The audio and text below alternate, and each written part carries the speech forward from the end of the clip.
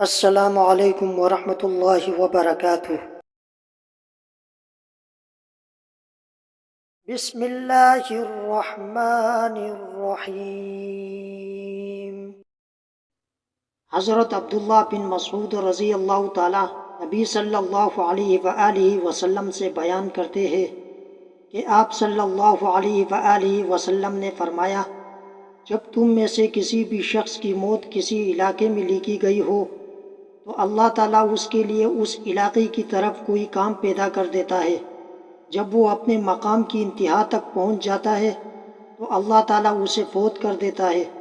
قیامت کے دن زمین کہے گی، اے رب، یہ وہ بندہ ہے جو تو نے میرے پاس امانت رکھا تھا۔ حضرت ابو موسیٰ اشعری رضی اللہ تعالیٰ عنہ سے مرفوعاً مروی ہے کہ جب کسی آدمی کا بچہ مر جاتا ہے تو اللہ تعالیٰ اپنے فرشتوں سے فرماتا ہے، تم نے میرے بندے کا بچہ فوت کر دیا۔ وہ کہتے ہیں، جی ہاں۔ اللہ فرمائے گا، تم نے اس کے دل کا ٹکڑا قبض کر لیا۔ فرشتے کہتے ہیں، جی ہاں۔ اللہ تعالیٰ فرماتا ہے، تب میرے بندے نے کیا کہا؟ فرشتے کہتے ہیں، اس نے تیری حمد بیان کی اور انا للہ پڑھا۔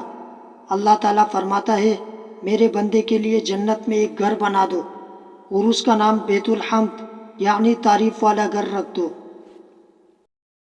حضرت انس رضی اللہ تعالیٰ عنہ کہتے ہیں کہ رسول اللہ صلی اللہ علیہ وآلہ وسلم نے فرمایا، اپنی نماز میں اپنی موت کو یاد کرو، کیونکہ جب آدمی اپنی نماز میں اپنی موت کو یاد کرتا ہے تو وہ بہتر انداز میں اپنی نماز ادا کرتا ہے، اور اس شخص کی طرح نماز پڑھو جسے یقین ہو کہ وہ اس کے علاوہ کوئی اور نماز ادا نہیں کر سکے گا، اور ہر اس معاملے سے بچو جس سے معذرت کرنا پڑے۔